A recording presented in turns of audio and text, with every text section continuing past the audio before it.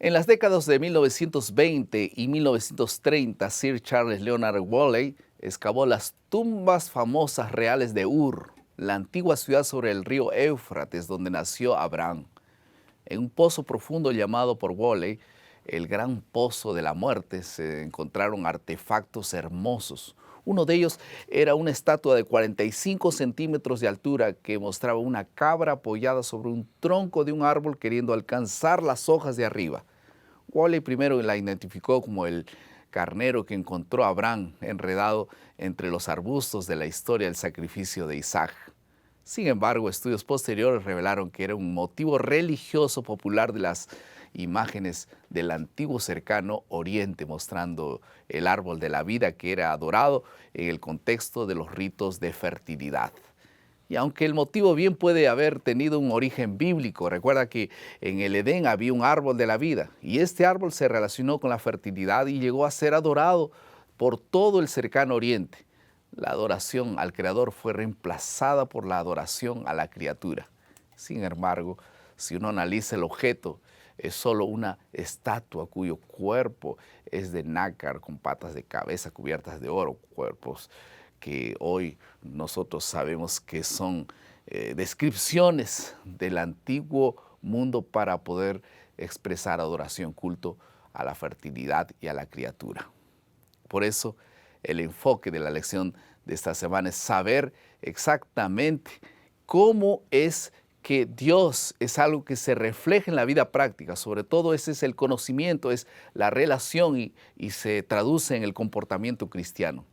Donde falta el conocimiento de Dios, surge la idolatría en todas sus formas y se hace necesario un verdadero arrepentimiento. Vamos a pasar a la segunda parte de nuestro bosquejo.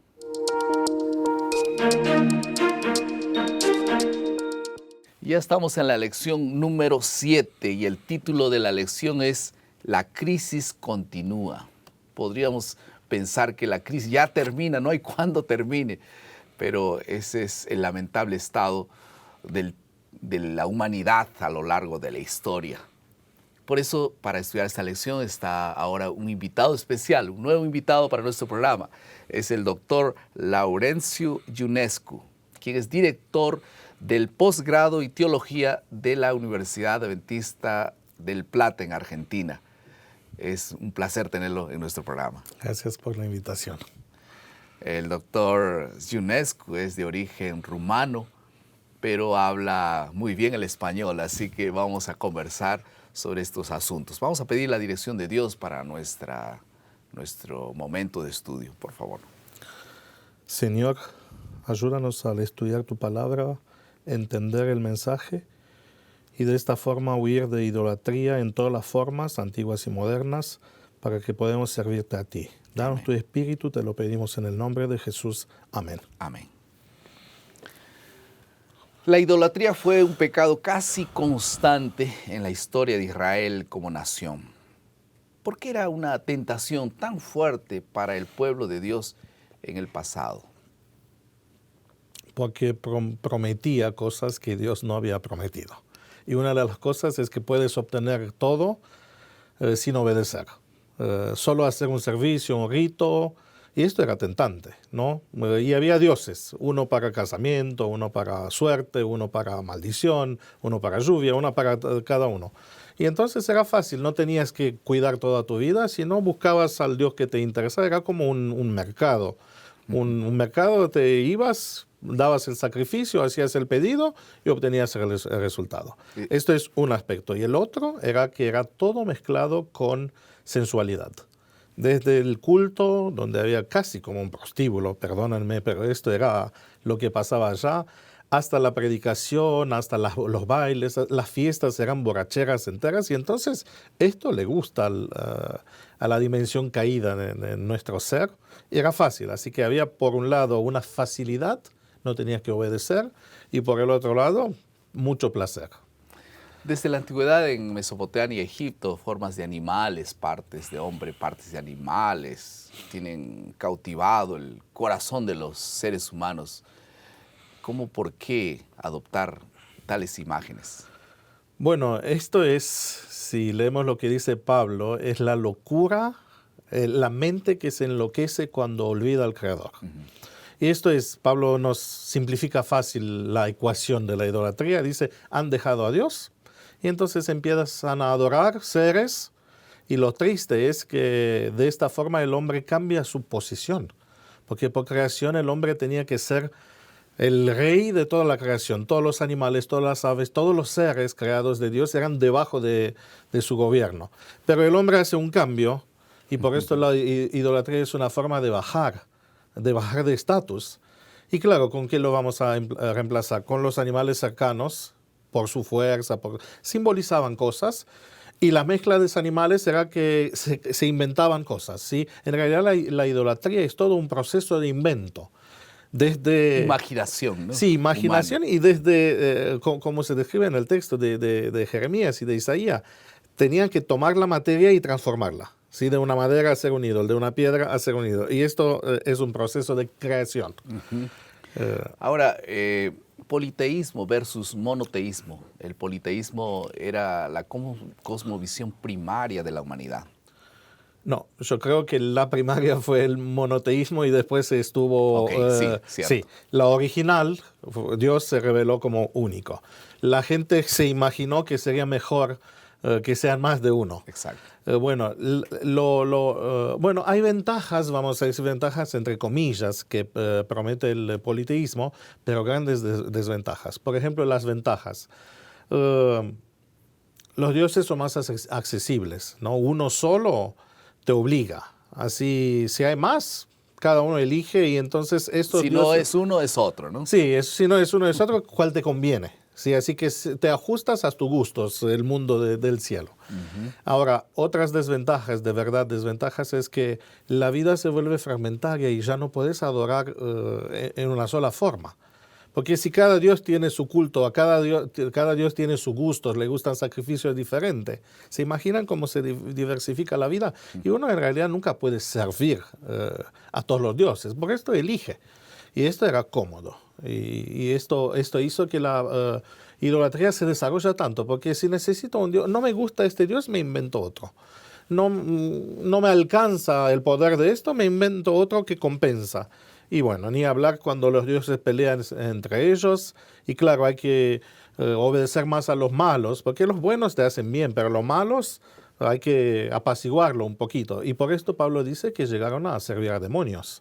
Porque en realidad, y esto es lo que uno puede ver con idolatría, están sirviendo solo a los dioses malos, a los que son peligrosos. Y se imaginan qué relación se establece con estas divinidades, cómo se distorsiona la adoración.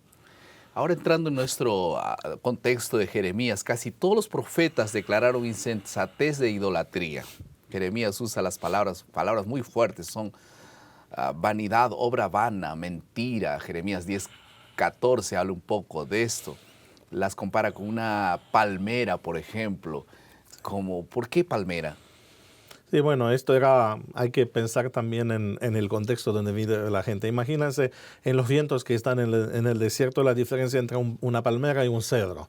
Han visto que muchas veces los fieles, la fidelidad está comparada con un cedro, porque el cedro no se mueve cuando sopla el viento, pero una palmera sí. Y entonces la insensatez de la gente es así, la vida de la gente es inestable. Pero hay una ironía más profunda en el texto de Jeremías que la está asemejando con un espantapájaros en un campo de Sembrío. Sí, en realidad los pájaros no comen estos frutos, ¿no? Que hay una discusión de cómo podemos traducir, pero es como poner un espantapájaro en un lugar que no lo necesita.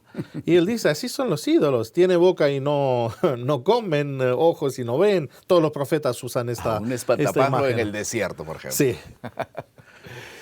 El hombre fabricó ídolos a su imagen y semejanza siempre. Los cultos politeístas, por ejemplo, en la antigüedad incluían glotonería, borrachería, violencia, sexo, prostitución.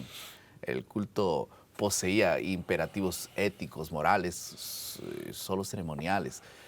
Por otro lado, el hombre se transforma en lo que adora, ¿no? Finalmente. Y la prohibición de la idolatría está caracterizada en la incomparable esencia divina. que es el carácter de Dios, la base del pacto sinaítico. Sí. En realidad, la esencia de la ley es el amor, ¿no? Y cuando uno llega a amar más objetos que personas, o más cosas que a Dios mismo, ya es un problema. Y vas a copiar las características de las cosas. Y como los ídolos no tienen vida, esto siempre Dios ha desafiado esto, que hagan algo bueno o algo malo, no hacen nada. En realidad todo es una imaginación que se vuelve como una ley de la vida. Por ejemplo, temen a los dioses. ¿Quién puede temer una piedra? Pero se inventan este temor, tienen que inventarse historias acerca de los dioses, milagros falsos. Y entonces toda la religión se vuelve en una realidad imaginaria. Por esto es mentira, por esto es vanidad. Por esto la Biblia dice no le temen, porque no tienen poder, no pueden hacer nada. Pero al hombre le gustó esto. Y es muy interesante, ¿no? Cuando uno ve, tomas una madera, como dice, con un buril, le hacen agujeros, le ponen piedras, lo adorna un poquito, le cambia la forma, ¿no? Es un engaño. Y ahora te estás bajando, arrodillando delante de una madera. Qué vergüenza, ¿no? Qué caída. Y más, llega a ser tan general que se vuelve como la cultura. Y hay una cultura idólatra y politeísta en todo el... Por esto Dios había dicho al pueblo cuando entran en el país, cuidado, no dejan a ninguno de estos porque lo van a corromper. ¿Saben? Aunque son imaginarias, estas historias son lindas, son bien escritas y engañan. Y esto ya nos dice que hay alguien detrás de esto. Sin duda. La idolatría involucra más que meras imágenes de escultura, ¿no? Martín Lutero dijo en relación al primer mandamiento, específicamente, todo aquello a lo que su corazón se apega y se entrega con fe, eso es Dios. Caemos en el mismo pecado cuando admitimos que en nuestras vidas sustitutos para lo que pertenece solamente a Dios, ¿no? Sí, es que por esto está en el mandamiento, que la relación se hace por fe, ¿sí? Y entonces si yo reemplazo el objeto de fe con cosas o personas, se produce un deterioro de la relación, porque Jesús nos ha dicho que no podemos amar dos cosas en el mismo tiempo. No podemos. Entonces, por esto, ídolo se puede volver cualquier cosa a cual amamos más que a Dios. Y no podemos amar dos cosas No al mismo podemos, tiempo. es una ley, así nos creó Dios, una ley del corazón. Jesús lo explicó claro, o va a odiar a uno o va a amar al otro. Eso es con el matrimonio también. Sí, también el matrimonio. No se puede hablar, Por amar. esto Dios compara la idolatría con la inmoralidad como el séptimo mandamiento. Pablo dice que es un gran misterio, ¿no? Por esto el lenguaje de la ley es del matrimonio. Dios es celoso. Dios es celoso, no, en el sentido bueno, ¿no? De la palabra. Y entonces esto pasa cuando uno se orienta a otras cosas, que puede ser, hasta tu propio hijo puede volverse un ídolo, hasta la esposa, hasta el jefe, hasta el presidente. El trabajo. El equipo de fútbol. Sí, hay ídolos modernos porque el diablo ha variado. A él le gusta que amamos cualquier cosa menos a Dios. Así que cualquier cosa que reemplaza el amor a Dios es ídolo. Esto es lo más fácil que podemos decir. Bien, estamos en el bosquejo de la lección de escuela sabática y hemos hablado en primer lugar sobre idolatría, que está en Jeremías. Ahora vamos a hablar la segunda parte de nuestro bosquejo, que habla sobre el arrepentimiento. ¿De qué manera este asunto del arrepentimiento, de qué manera nosotros podemos incurrir en el mismo peligro ahora relacionado al arrepentimiento falso, arrepentimiento verdadero? Porque en la Biblia nosotros encontramos una invitación a arrepentirnos continuamente. Y también en Jeremías encontramos un arrepentimiento divino. ¿Cuál es la diferencia? Sí, el concepto del arrepentimiento es complejo, porque por un lado lo podemos ver del lado humano, y acá tenemos dos tipos de arrepentimientos, el falso y el verdadero. Y el otro es divino, y acá los términos nos ayudan un poquito. Si entramos en el original, es interesante que no se usan las mismas palabras. Sí, porque son diferentes. Arrepentimiento de parte de Dios, por ejemplo, aparece varias veces. ¿Es una raíz diferente? Sí, es Naham, que es más que arrepentimiento, es un cambio de, vamos a decir así, del interior.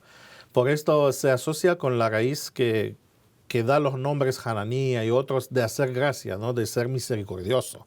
¿Sí? Como que Dios, lo voy a explicar, pero primero tenemos que entender qué es el arrepentimiento humano.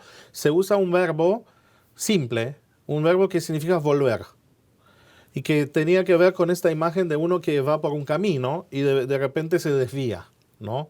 Y entonces el llamado es volver al camino, ¿no? Sí. Puedes andar atrás por el camino o de un lado o del otro, pero está mal, porque no llegas a la destinación. Y entonces esto es volver al camino. Dios nunca se desvía del camino. Dios no cambia. no cambia. Pero el pacto, hay que entenderlo en el pacto sinaítico, tenía dos vías, la bendición y la maldición. Si obedecías, llegabas a una destinación. Si no obedecías, Dios había prometido que te va a venir otras cosas. Y entonces siempre es una elección. Pero Dios no trabaja así. Él nunca cambia su amor para nosotros. Él nunca es infiel. Por esto el cambio de Dios es que si Él ve que nosotros también cambiamos, puede hacer que las consecuencias malas del pacto no llegan. Y otro lo va a pagar. Y esto lo hizo con Cristo, ¿no? En realidad todo el desvío lo dio sobre Cristo. Y en esto es la bondad de Dios. Por esto la raíz esto de cambiar, pero que implica en el mismo tiempo ser misericordioso, ¿no? Y en relación al arrepentimiento divino, Sí, claro. la raíz es otra, ¿no? De paz. Sí, esto es Naham. Naham que significa esto. ¿Cómo explicarlo? ¿Han visto un padre que se da cuenta que el niño está en el camino malo y le dice, si no vas a hacer así, y bueno, le promete un castigo? Ahora, ¿qué pasa con cualquier padre que ve que el niño cambió? No va a seguir con el castigo. Sería una locura, porque yo prometí que te voy a castigar y te voy a castigar no importa que volviste. No. Esto es que Dios se alegra cuando ve que... Y entonces cambia no es De que opinión. cambia de plan, pero vuelve al camino inicial, ¿no? Porque esto es, al volver Dios sigue con los planes, el plan A, vamos a decir. Que fue siempre el plan, ¿no? Sí, fue siempre el plan. Porque el castigo sería la propia consecuencia del El deterioro castigo es la humano. última solución que tiene Dios para hacernos volver. Es la consecuencia de nuestras elecciones. Sí. Pero si yo me vuelvo del camino, Él continúa en el mismo camino. Lo más fácil para entender es el caso de Jonás y Nínive. Dios prometió 40 días y será destruido. Cuando la gente se arrepintió, Shuv, volvió. ¿Qué hizo Dios? Se arrepintió también. No es que que Dios miente, no. Pero sí, era necesario cambiar. Así que podemos traducir en realidad esto. Dios se arrepintió, Dios cambió de planes. Y ese arrepentimiento divino es una expresión de gracia, ¿no? Sí, Al final de cuentas. Porque todos los nombres que contienen esta raíz son traducidas como gracia. Hananías y otros, Ana, y otros vienen de la misma expresión, gracia. Sí, bueno, tiene una parte de... ¿no? Y Jesús hace finalmente un llamado a todos nosotros, ¿no? En el sentido de arrepentirse. Él dijo en Mateo capítulo 4, versículo 17, si arrepentidos porque el reino de los cielos se ha acercado. Y el llamado siempre fue el mismo, ¿no? Sí, volver esto. Volver. Vamos a pasar a la tercera parte de nuestro bosquejo.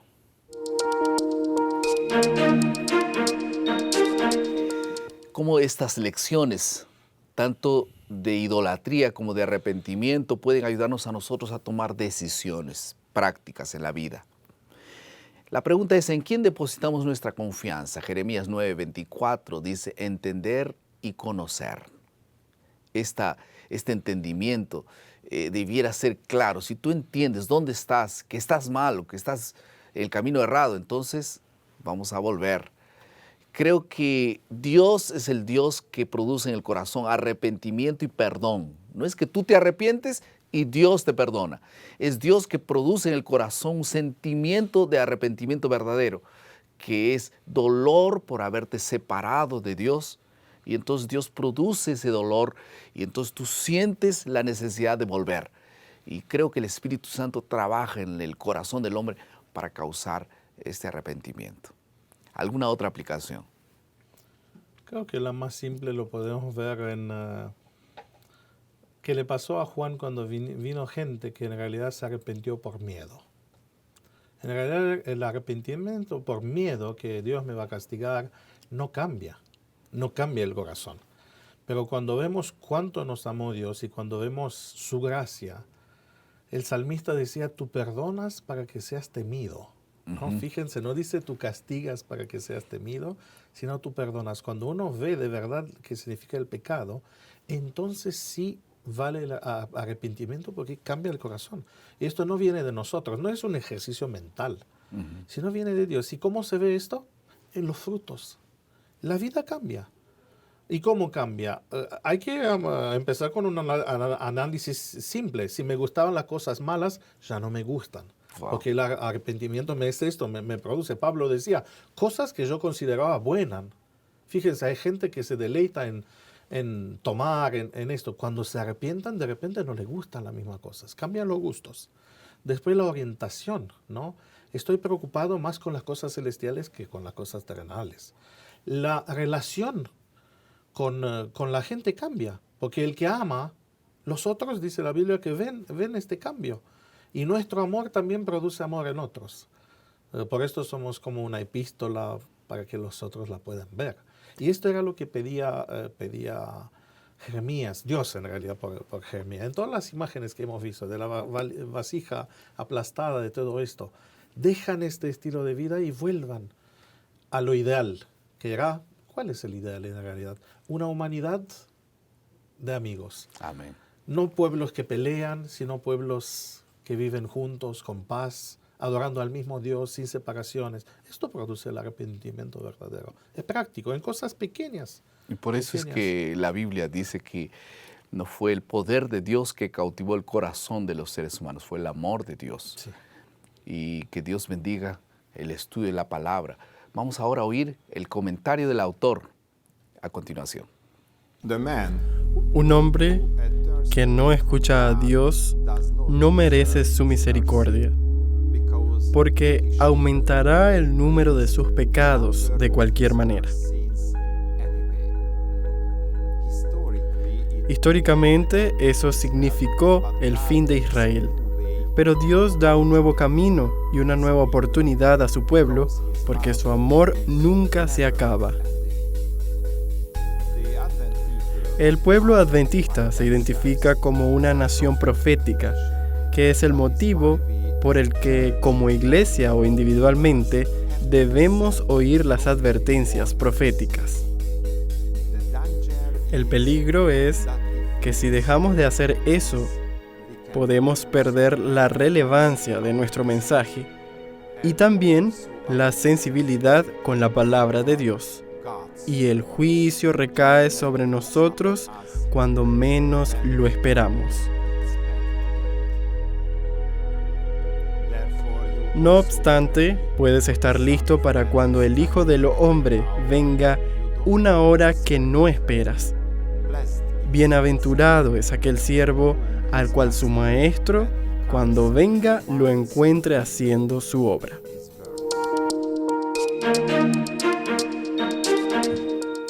¿Qué es lo que está cautivando tu corazón? ¿Qué es lo que está realmente tomando más el tiempo que tú tienes en un día? ¿Qué es lo que realmente está distrayendo tu amor por Dios, tus prioridades con Dios? Yo quiero que tú puedas parar un poquito para pensar qué cosas son aquellas cosas. Tal vez la internet, tal vez el deporte, cosas que tal vez no son malas, pero que han cautivado tu corazón y tu tiempo por las cosas que Dios promete y por las cosas que Dios quiere que tú seas. Es necesario tomar decisiones. Yo te invito a tomar una decisión en esta ocasión para que tú pongas a Dios en primer lugar, que Dios sea soberano en tu corazón y que este sentimiento puro de volver al camino correcto pueda ser una realidad en tu vida. ¿Tú quieres que sea así? Vamos a hacer una oración. Querido Padre, muchas gracias por tu palabra. Gracias por el llamado que nos haces, porque todavía podemos sentir que debiéramos y podemos mejorar y cambiar. Bendice las decisiones que fueron tomadas en relación a esta lección. En el nombre de Jesús. Amén.